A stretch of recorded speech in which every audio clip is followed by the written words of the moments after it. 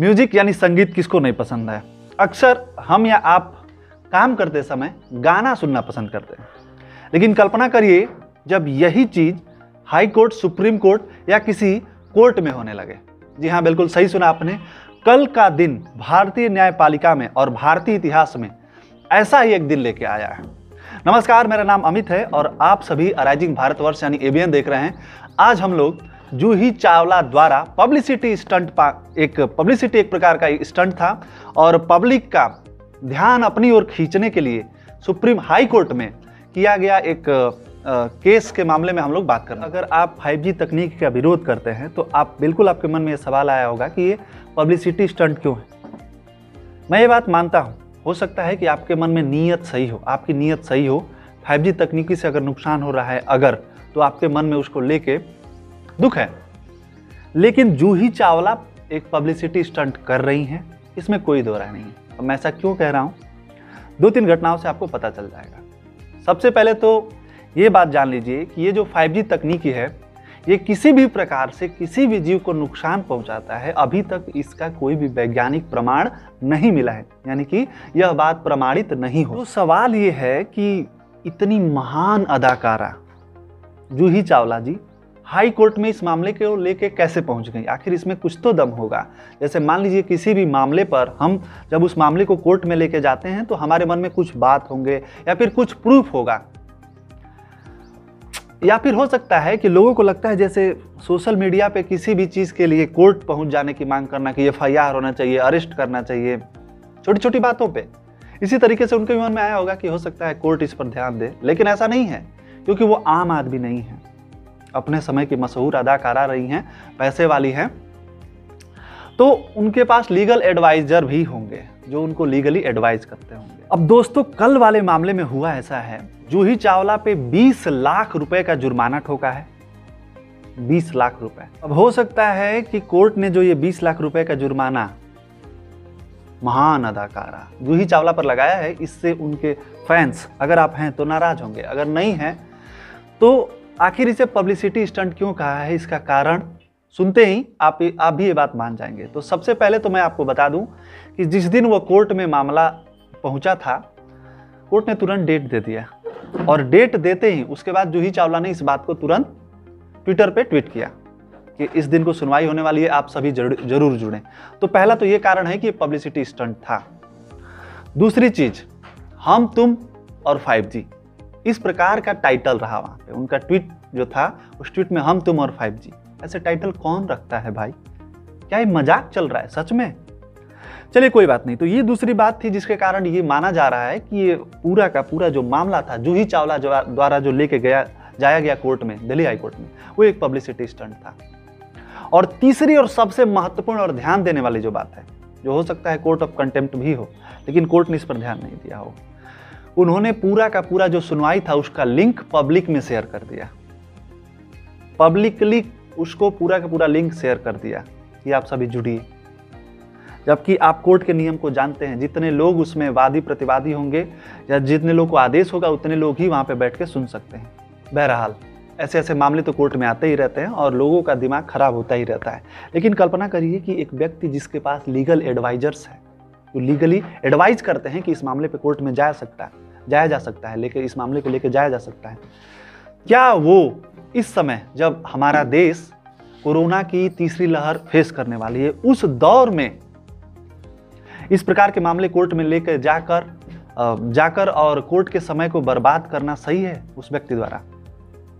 ऐसे बहुत सारे मामले आए। अभी कुछ दिन पहले की बात है, सेंट्रल विस्टा, आपने सुना होगा कि जो संसद है वो पुराना हो गया है, सुरक्षा को लेके चाहे उसमें बैठने को लेके पक्ष विपक्ष दोनों इस पे राजी हैं। और 2012 में इस पे वहां पे ये चीज आया था कि 2012 में वहां पे कांग्रेस की सरकार ने बात रखी थी कि भाई बनना चाहिए। अब उस सेंट्रल विस्टा को जिस अधिकारियों ने वहां पे पास कराया था, उस समय के रिटायर्ड IAS ने हाईकोर्ट को पत्र लिखा कि सेंट्रल विस्टा के प्रोग्राम को रोक दिया जाए, ये सही नहीं है। ये इसलिए हो रहा है क्योंकि ऐसा ये लोग मानते हैं कि वो अपशगुन है जो पुराना संसद है, जबकि इस बात में कोई सच्चाई नहीं है। कोर्ट ने फटकार लगाई और शायद जुर्माना भी लगाया। इसके अलावा एक और न्यूज आपने देखी होगी कि दिल्ली में कुछ दिन तो पहले ये कहा जा रहा था कि जो बच्चों पे कोरोना है, कोविड है, उसका जो वैक्सीन है उसका ट्रायल रोक दिया जाए। पहले बच्चों के लिए वैक्सीन बनाया जाए, किसी ने कोर्ट में अपना वो PIL डाला। उसके बाद बच्चों पे नुकसान हो रहा है, इसको रोकने के लिए किसी ने डाला। फिर कहा है कि अब वैक्सीन के लिए, बच्चों के लिए भी वैक्सीनेशन किया जाए। अब चाहे वो सेंट्रल विस्टा का मामला हो, सेंट्रल विस्टा प्रोजेक्ट को रोकने की बात हो, या फिर बच्चों के लिए वैक्सीनेशन कराने की बात हो। किसी ने तो कहा कि अब एक छोटा सा बच्चा लेके गया है कोर्ट में ये मामला कि हमको वैक्सीनेशन पहले कराया जाए। उस बच्चे के मन में ये बात किसने भरी होगी, सोचिए एक बार। उस बच्चे को घर रहना है, उसके माँ को, उसके पिता को बाहर जाके कमाना है, पहले खाएगा तभी तो देश बचा रहेगा ना। लेकिन उस बच्चे को पहले वैक्सीनेशन चाहिए। ये बात के लिए किसने सबसे पहले बात की? पढ़ाई ज़्यादा जरूरी है, वो बच्चा लेके बाहर जाएगा तो माँ बाप को कुछ नहीं होगा, माँ बाप मरेंगे तो फिर बच्चे की देखभाल कौन करेगा? ये सब बातें पता होंगी, लेकिन फिर भी पब्लिसिटी स्टंट के लिए लोग कोर्ट में गए, कोर्ट ने फटकार लगाया। या फिर IMA का बाबा रामदेव के खिलाफ कोर्ट में जाना हो, 6-7 बातें उन्होंने कही और सब पे कोर्ट ने करारा जवाब दिया। बाबा रामदेव की तरफ से ऐसा लग रहा था ये सब बातें हो रही। तो देश में ऐसी चीजें चल रही हैं, लेकिन कल्पना करिए कि इस समय क्या ये सब चीजें जरूरी हैं? क्या इसके बिना हम लोग आगे नहीं बढ़ सकते हैं? बाद में भी तो ये सब चीजें हो सकती हैं। बहरहाल 5G तकनीक के खिलाफ महान वैज्ञानिक जूही चावला जी ने केस दायर किया था और उसमें उनको फटकार सुननी पड़ी है। केस जब स्टार्ट हुआ तो काफ़ी सारे समस्याएं, टेक्निकल इश्यूज आने लगी। अब उसी में कोई उनका एक भक्त था, द फैन कहिए या प्रेमी होगा, उसने उसी में गाना शुरू कर दिया कि लाल लाल होठों पे गोरी किसका नाम है, बन्नू की आई है बारात। अब बताइए, इतनी गंभीर सुनवाई जब हो रही है तो उसमें जो व्यक्ति है गाना गाने वाला, वो कौन है? छोटा बच्चा है क्या? नहीं, वो बड़ा बच्चा है, अच्छा माफ कीजिएगा, बड़ा आदमी है। तो इस प्रकार का काम एक बड़ा आदमी कर सकता है, क्या जरूरत है इसकी? उसकी बुद्धिमानी सोचिए। आखिर मतलब हाईकोर्ट सुनवाई कर रहा है, उसमें सीधे जुड़ने का अधिकार किसे हो सकता है? वो कोई लीगल व्यक्ति होगा ना, अथॉरिटी ही होगा ना, वकील ही होगा ना। उसकी बुद्धि इतनी नहीं है कि कोर्ट में एक एक सेकंड का लाखों करोड़ों रुपया खर्च होता है, कोर्ट का समय बर्बाद नहीं करना चाहिए।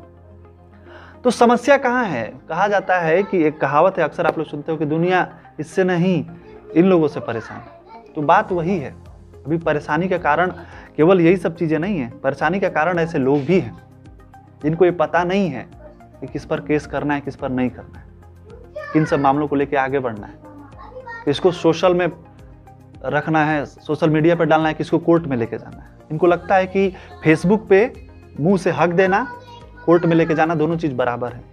तो उनकी परेशानी तो हो सकता है दूर ना हो पाए, लेकिन मेरी परेशानी को आप दूर कर सकते हैं। कमेंट करिए, लाइक चाहें तो नहीं भी कर सकते हैं, लेकिन शेयर जरूर करिए और अपनी राय जरूर दीजिए, क्योंकि मुझे इंस्पिरेशन मिलता है। काफ़ी ज़्यादा बीच में गैप हो गया है, उसके लिए आप सभी से क्षमा प्रार्थना है। अब रोज़ एक एक टॉपिक पे वीडियो लेकर मैं आता रहूँगा और आपको बताता रहूँगा।